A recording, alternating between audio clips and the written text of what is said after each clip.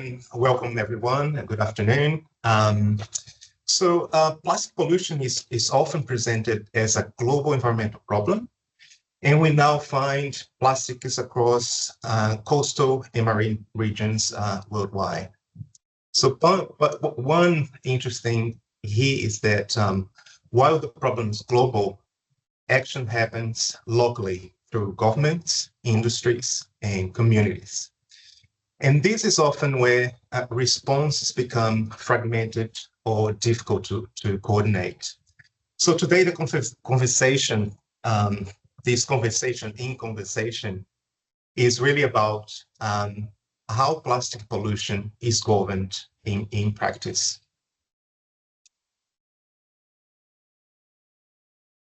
So one of the increasingly points that has been recognized is that plastic pollution is not simply a waste management issue. It is connected to how plastic is produced, consumed, transported, and disposed of across the whole economy. So most marine plastic pollution originates from land-based activities and moves through complex production and waste systems before entering rivers and oceans. So interventions that target only downstream waste or cleanup are unlikely to be sufficient by themselves. At the same time, plastics are deeply embedded in modern economies and supply chains, which makes responses politically and institutionally complex. What this starts to reveal is that plastic pollution is not only an environmental problem, it's also a problem of governance. And it raises questions about responsibility, coordination, how different actors and institutions interact across the system.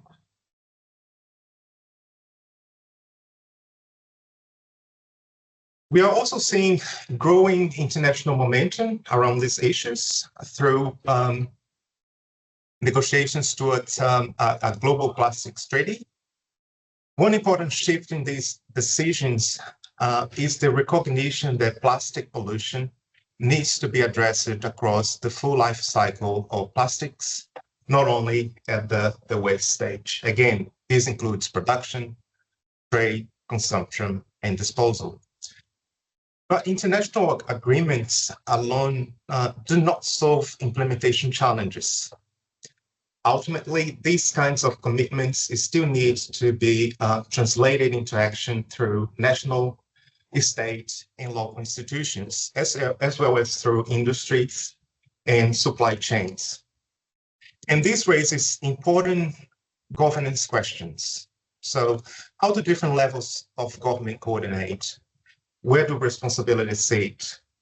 And where in the system are the most effective points for interventions? So today we will explore these questions through two studies, as Chris mentioned.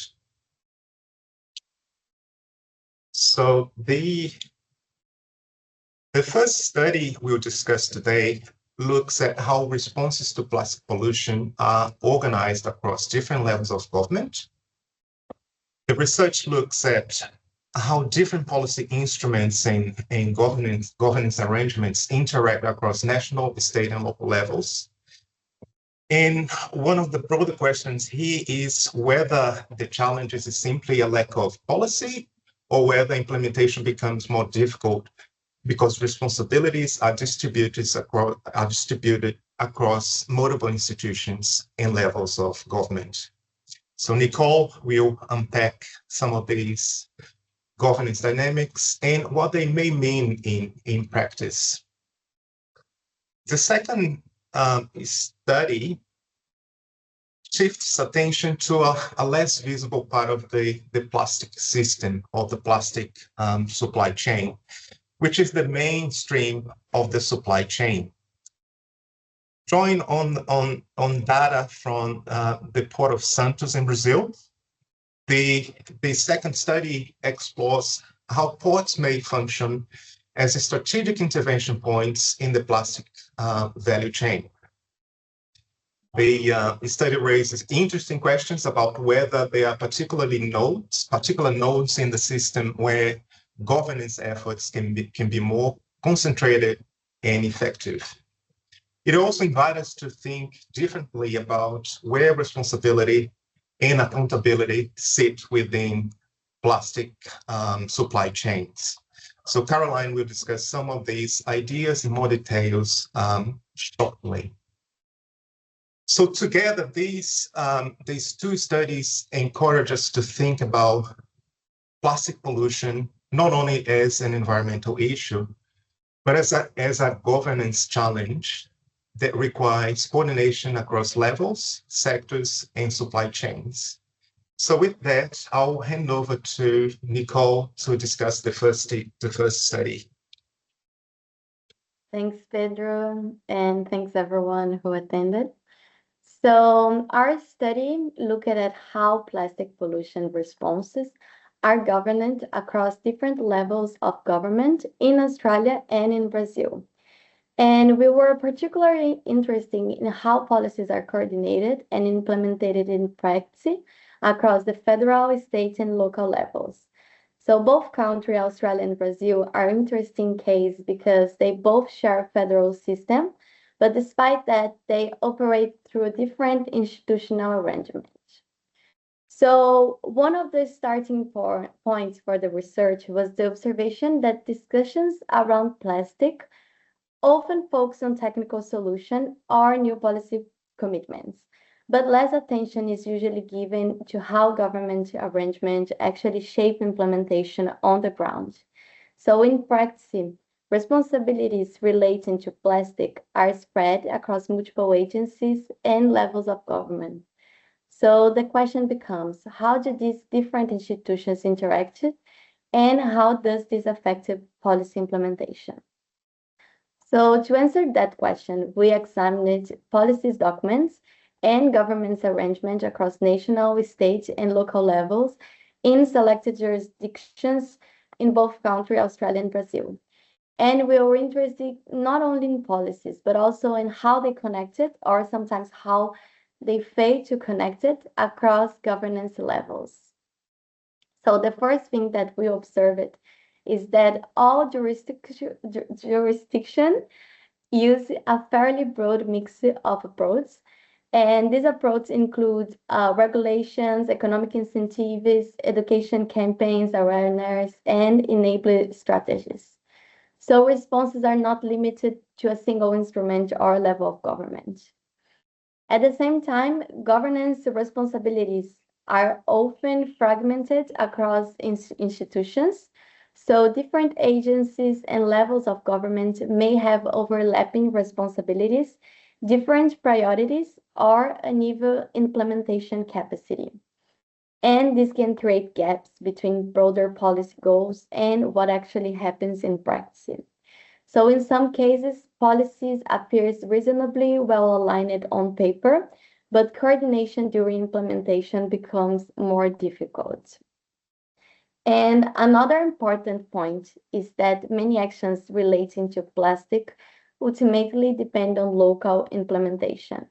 So local governments are often responsible for waste management and community engagement, but they may operate with limited resources or limited authority. So this creates an important tension between ambitious policy goals and the capacity for practical implementation. And one of the broader implications of this study is that improving plastic pollution outcomes may depend not only on introducing new policies, but also on strengthening coordination across existing institutions and governance levels. So this kind of governance dynamics also become increasingly important in the context of the international efforts, such as the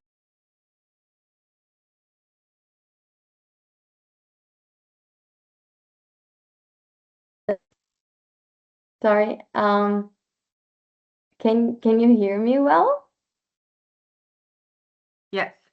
Okay. So, so yeah, I was saying that this kind of governance dynamics also become increasingly important in the context of international efforts like the Global Plastic Treaty, where implementation will depend on how national and subnational systems operates in practice. So yeah, our study focused mainly on coordination across levels of government, and Caroline's works complements this by looking at coordination across the plastic value chains, and particularly at where intervention points may exist within the system. So I will now let with Caroline.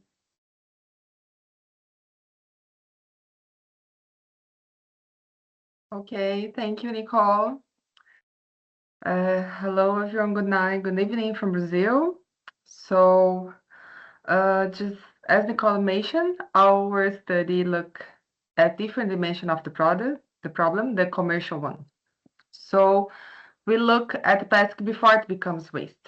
We look at the plastic as a product, as many products that are still being overproduced. So, we look after plastic as it in its whole value chain. Is I like to say it's just like the old saying, crime investigations, don't look for the body, follow the money. So we didn't look for plastic in human bodies, we didn't look for microplastic, we didn't look for plastic in ocean or in breast milk or human blood. Instead, we follow the plastic to where it moves like money in the international trade. And why? Because a lot of the discussion, as I already said, in the scientific literature as well, tends to focus either upstream on production or downstream on retail, packaging, wasting, and recycling. But the middle of the chain, the value chain, what we might call the midstream of any supply chain, is often less visible in governance discussion and in regulations, and for major public as well. So the midstream includes logistic systems, transport networks, and also the ports.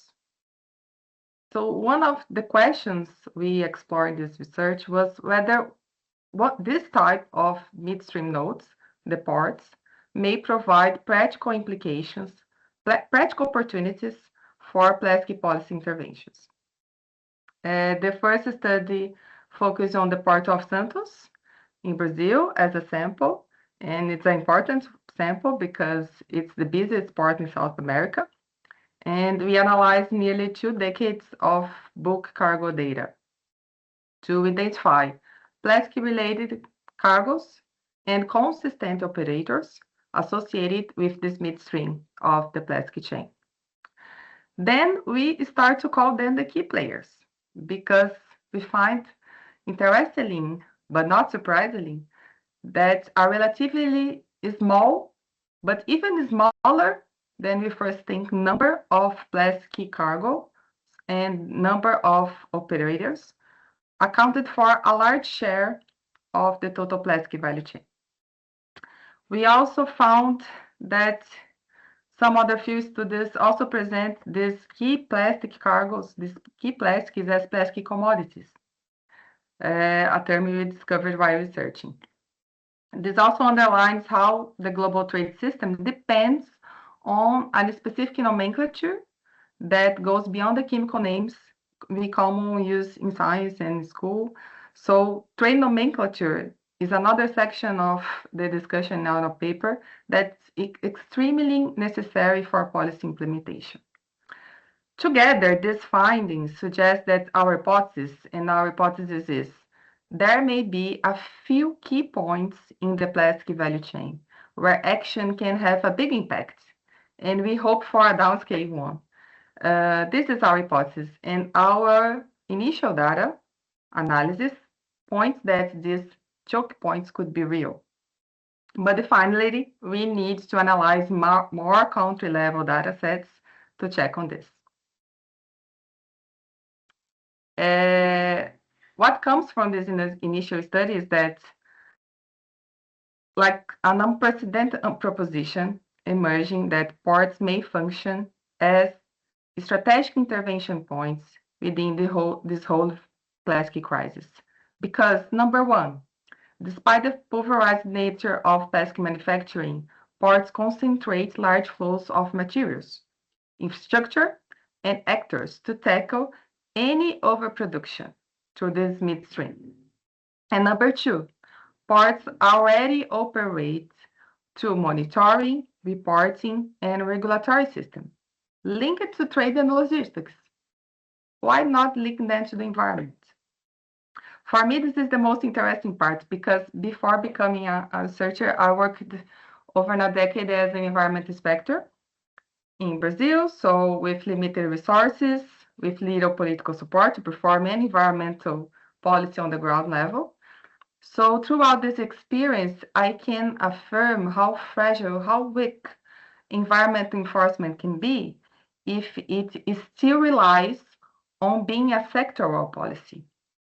So it's clear to me, as I believe it's clear to any environmental inspector on the ground level, that we should optimize the existing mainstream systems for environmental purpose, such as an international tariff trade system, for example, such as a port authority accountability system, for example, rather than creating one more separated parallel environmental compliance system.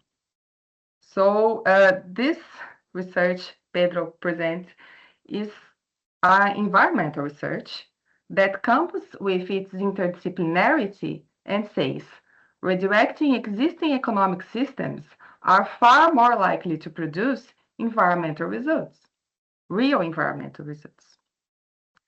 It's important to say that I study research, a scientific research, does not propose a particular policy, a particular instrument policy or an intervention model.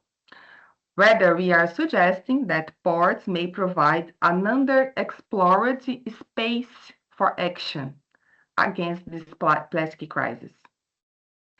This could include different forms of monitoring, accountability, reporting that can be and should be customized for each region, for each economy, for global South economies, and their related institutional capabilities. So this research also raises these broader questions about where responsibility sits within these global supply chains. Thank you. I think it was far enough for now. Looking for the questions. So first of all, I'm interested in why plastic pollution remains such a difficult problem to address, despite the growing awareness and the policy attention. So perhaps, Pedro, we could start with you. Plastic pollution has remained or received enormous attention globally, and yet progress is slow and fragmented. What do you think the barriers are in practice?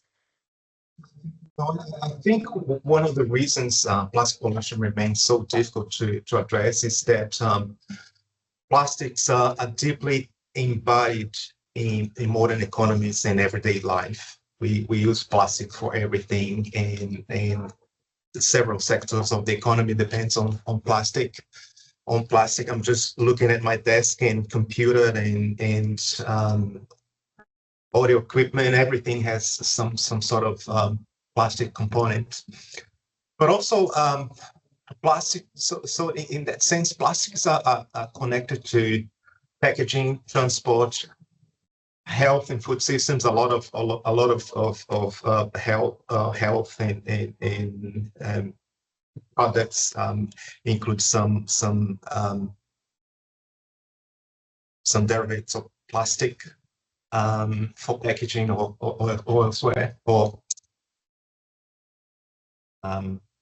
something else.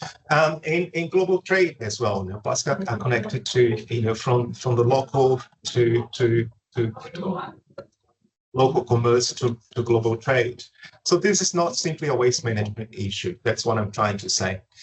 What we are really dealing with is a broader production and consumption systems that extends across supply chains, industries, and governance levels. So I think it's when we look at plastic, And similar to environmental problems, it's for me, the heart of the problem is it's the production and consumption systems that we have. So another challenge is that responsibility, because of plastics includes a complex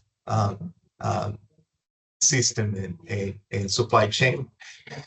Another challenge is that responsibility is distributed across many different actors and institutions. So, for example, governance at national, state, and local levels all play roles. Also, industry and communities. So, because implementation, another thing is that a point that Nicole raised, because implementation happens locally, coordination often becomes a challenge in practice, even where there is broad policy ambition or public awareness. So issue relating to what I was talking about in terms of production and consumption systems is related to tensions between environmental goals and economic priorities, particularly because plastics are so embedded, as we mentioned, in industrial systems and global markets. So in many ways, plastic pollution is a systemic governance challenge involving coordination, responsibility, and implementation across, again, complex systems. So that's my initial reactions to this question. Yeah, thanks so much, Pedro, for that response. Carolyn, I wonder if this has been your observations as well in supply chains and ports, the complexity of addressing this issue and the governance levels that are involved. Yeah, complexity is also a big factor when dealing with research. But also, I would add, as a policymaker, also have to add power asymmetries in the table, because when we research key players and key cargoes, and we see so much power concentrated, I can say that in Santos there are only 4 major operators of plastic, and consider that Santos holds the 30% of Brazilian internal economic product. So it's a major hold when you think all the plastic flows through 4 enterprises, almost in Brazil. So because these few operators hold so much market share in the plastic value chain, they also yield immense economic power over the nation's economy. So counteract this should be envisioned as following steps, not only for researchers, but for policy and regulation. If research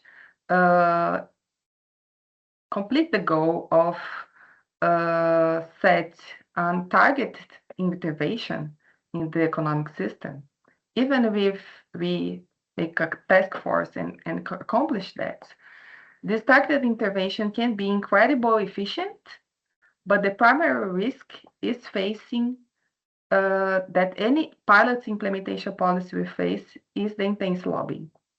So we need the political science in our side as well. Fantastic, thanks. And Nicole, does that resonate with what you have observed? Yes, definitely. It resounds very aligned with what I observed in both countries. So I completely agree with Pedro, what Pedro says about the fragmented institutional responsibility. So yeah, plastic pollution involves multiple policies, domains, and multiple governance levels, which can lead to a difficult coordination. So I think this is the most challenging. And also, like policies may align at the national or strategic level, but in practice, implementation is often uneven. So while local governments are often expected to lead implementation, there are always not giving them appropriately funding, staff, or support if needed to do that effectively, like Carol just said about Santos. So the issue is not only creating policies, but making sure there is enough capacity on the ground to put them into practice.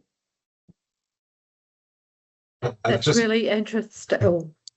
Oh, sorry, Chris. I'll just jump in because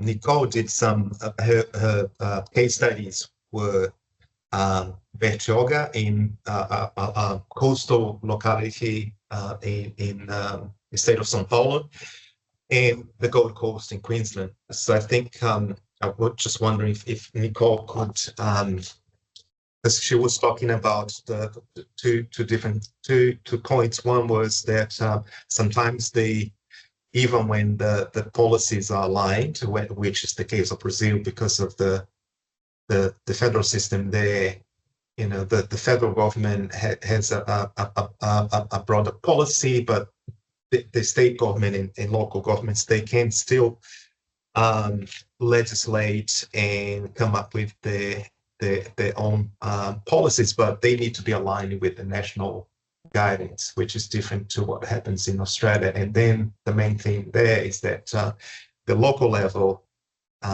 even if we have the policies aligned, there's a problem that is similar to Australia, which is the limited resources at the local level for implementation. So we're just to highlight the specific case that Nicole looked at.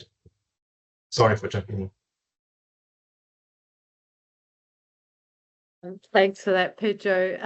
I think, Nicole, it's really interesting, and Pedro, you're talking about both national and local levels, and yet we're now in a situation where we're focused on the Global Plastics Treaty. What kind of difference do you think these kind of global commitments will make, given that complexity between the national and the local scale? Perhaps, Nicole, would be really interesting to hear your view on that.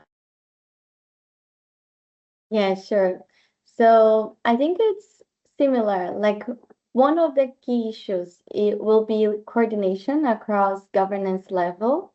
So in many places, policies and strategies already existed to address marine plastic pollution. Like in Brazil, the legal framework is really strong. So the challenge is not always starting from zero. It's more about connecting efforts and making implementation more coherent across institutions and levels of government. So implementation capacity is also really important because not all contexts have the same resource, technical expertise, or institutional support.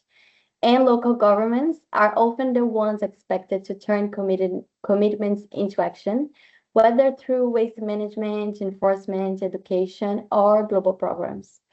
So for global commitments like the Global Plastic Treaty, to make a real difference on the ground, it's not only about creating new targets or new obligation, it's also about strengthening coordination, supporting implementation capacity, and make sure the institutions are actually aligned. That's fantastic. Any other follow-up points, Pedro? How do you see that from a broader governance perspective? I think one point, one thing that I think it's positive in the international discussions towards the Global Plastics Treaty is that is the shift in the discussion in relation to a growing recognition that plastics need to be addressed across the full life cycle, not only at the waste stage. And that's, is a good thing that it's been in the discussions for the global treaty, but also this, coming back to the issue of responsibility and the power imbalance, and that's also became a problem in the negotiations because the countries that have vested interest in the production part of the system, they're not keen on having a cap on production, as was discussed with within the treaty negotiations. So that's, highlights, the complexity, but also the power imbalance and the issue of responsibility. Who is responsible for in the system, in the different stages in economic chain? Who is responsible for the plastic? But for helping solve the plastic problem. And that comes to a discussion we had some time ago about how, the way it was framed, the problem that we need recycling at the downstream recycling in waste management downstream, the shift of responsibility from the producers, from the manufacturers towards, local government and the consumer. And perhaps if I can follow up by asking Carolyn a question. Carolyn, you said 4 key importers. How would this treaty work with the 4 importers? Are we able to shift the responsibility back towards importers rather than the people at the end who are using the products? Yeah, I have to confess, I usually feel more guilty about my plastic consumption before I start this research, because the discourse is that they tend to put the focus on the responsibility about plastic waste in the consumer, in the market, supermarketing, in the brands. And I started also looking after plastic in the commercial brands, and then I found that the big players and the key players was not the consumer, neither the local governments, neither the waste management system, but they are in the production, in the oil structure for sure, and also in the parts. So the key players is not the final consumer, even as a whole class. So we have to think about power here, and also in power in terms of international trade. There are political, economic politics going on in terms of plastic also. And this tariff war are not about guns, but mostly about food and plastic and all these valuable goods we consume every day. So we need to address plastic strategically to ports. I totally believe in the discussion going on in the Global Plastic Treaty. It's very complex. It's very it's timely and demands time. But also my feeling is that after this research, is that this perspective in the data demonstrate that an effective environmental governance does not depend on a simultaneous global scale reform. We should think more strategically, gradual, and also feasible now, research and action. So we have already accountability systems in international trade, in port authorities. So why don't we use them and make this gradual indicators for downscaling or for problematic hazardous plastic? So they are already there. We just need to set this package more strategically. Of course, cleanup actions are desirable. Of course, improve waste management, improve waste, municipal waste policies, improve recycling. They are all counts, but neither of these policies will deal with the total of production of plastic, primary plastic is still being produced, and that we can see in international trade data. That's really interesting. Thanks so much for that, Carolyn. So do you think then the midstream has been overlooked? Is it an important intervention point, or are there other intervention points that are more practical to generate some change of behavior? Yeah, changing behavior, I didn't look after that, maybe our future research. Maybe there are a lot of colleagues here researching changing behavior. But that's it. The consumer buys what's in the supermarket. So before reaching supermarket, this upstream and midstream needs to be aligning what they are offering us. So we have to say that. And do you think that there are other intervention points that are more practical in addressing the issue?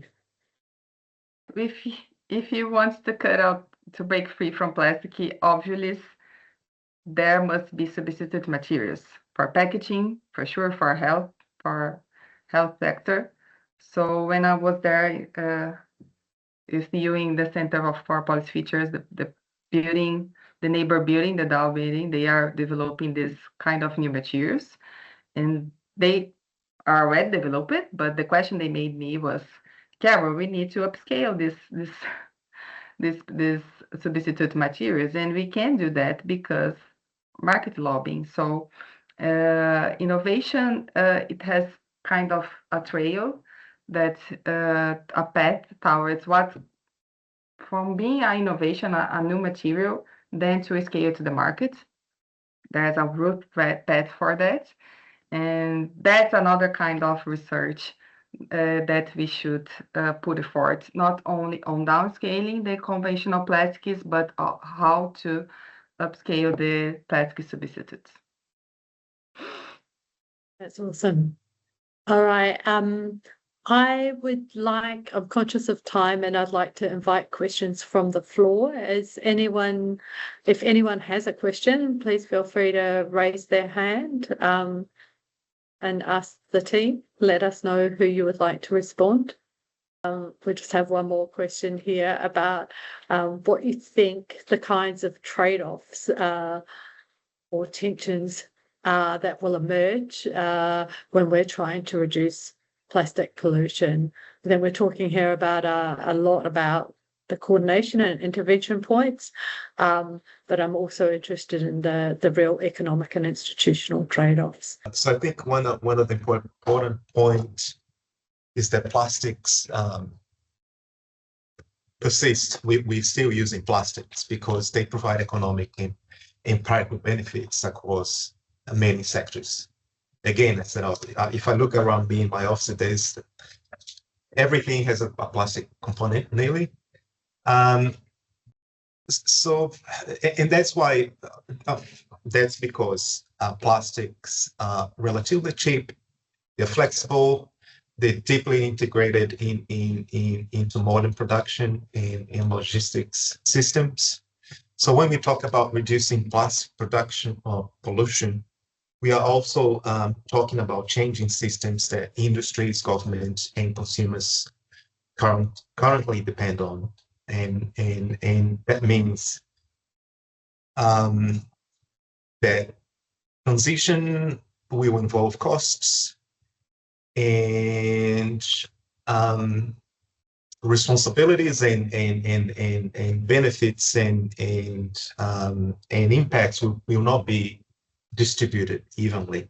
So someone will have to bear the costs, and certain groups and sectors will bear the impacts as well, costs and impacts for the benefit of the whole society. So in that sense, I see a situation where some sectors or regions may adapt more easily than others, while certain interventions may create new economic and governance pressures elsewhere in the systems. But but it's not only impacts and costs, but we can also look at the benefits. If we're looking at a transition and replacing plastic for alternative materials, you certainly, and Caroline was mentioned about that. So you open an opportunity for a new industry. And the question whether, how the question on how to scale up these emerging innovative products, it's another question to discuss. But also there are broader political questions that Caroline raises as well. And I'd like to go back to where she touched on, we don't necessarily need a global treaty specifically on plastic. What we've got already is able to handle the problem, and would be, streamline the problem into existing environmental trade venues. But that's also part of the politics and the power imbalance. In international policy, we talk about venue shopping, where countries will shop around different venues where they can advance their agenda and goals. So it's probably that's because it's including plastic problem in a trade agreements would be not desirable by many trade partners. So that's why we have so many international agreements and treaties. Yeah, and Pedro, I do have the same concern that every transition to a new material could end up in increasing the gap between the global north and global south. But at the same time, I also have this hope that the plastic alternatives or new retail models could come from more from South biodiversity, from South social innovation from the South, and from the economy, combining all of that. So the hope is that maybe countries in the South, which were left behind in the previous technology race, could actually end up being more protagonists in this new transition of breaking free from plastic. I hope so. But it's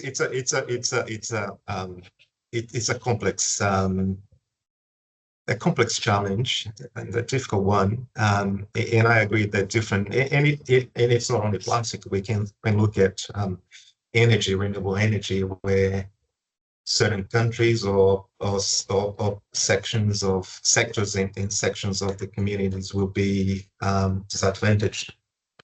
Not because of the innovation, because we are not looking at the issues that perpetuate inequality, innovation inequality, and economic and social inequality, which is not an issue specific to plastic or the environment. It's a pervasive issue that characterizes our socio-economic system.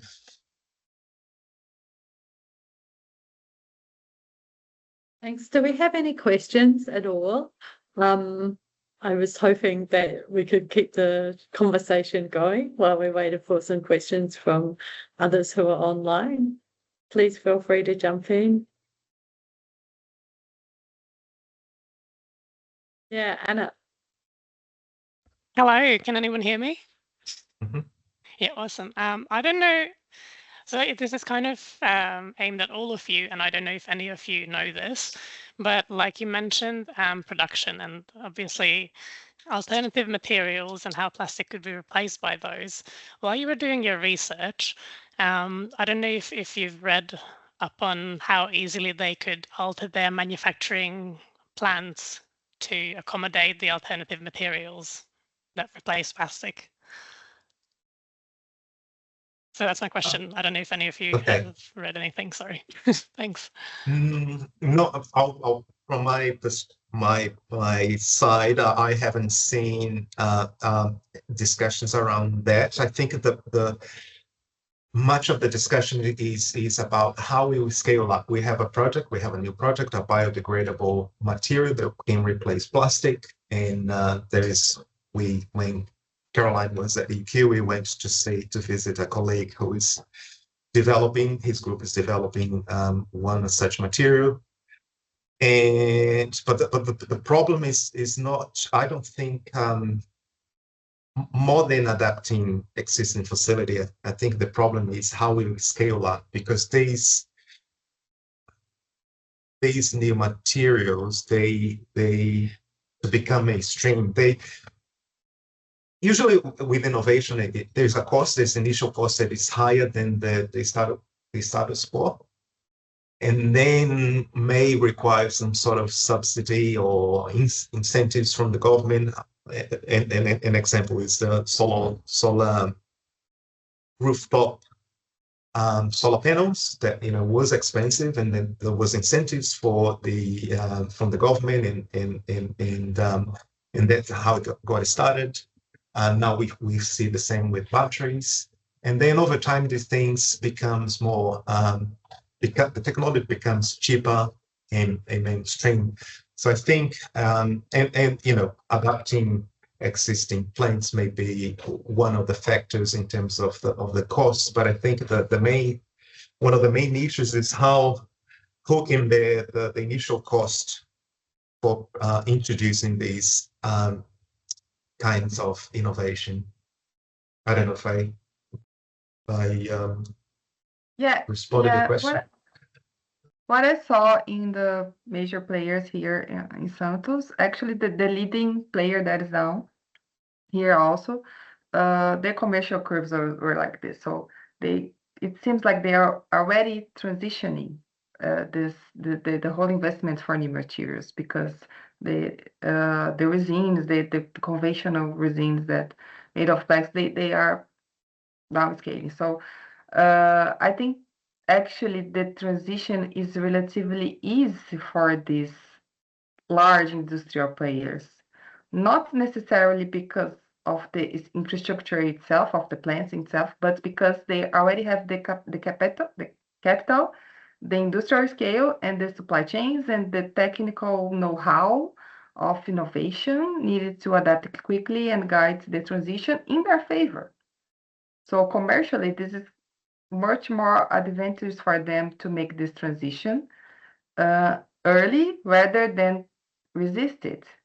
The leading industrial facilities does that. So companies like Dow are already moving on in that direction, and we can see that in their commercial data. Thank you both. And I was wondering, because obviously governments and policy would be great if they could just put an emphasis on putting levies on plastic packaging, for example, and just like incentivizing those production companies to actually transition earlier rather than later, like you were saying. But yeah, no, thank you. It's very informative. That's fantastic. I'm conscious of time. It's now 1 p.m. I think just wanted to think we should probably wrap up about now. I think this is when the seminar is due to end. Does anyone have any burning questions from the audience? I'm sure that the team can be contacted by CPF and via Pedro if you've got other questions. I just I recognise that people have limited time and may want to get on to other things. I'd just like to thank you so much for your time and attention, and hope you can join us for the next In Conversation series, and also to Carolyn, very late. I hope you get some good rest. Thanks, everyone. Thank you, Chris. Thank you, Pedro, for invite. Thank you, Nicole, for providing this articulated conservation. Thank you all. Thank you, everyone. Thank you. Thank you.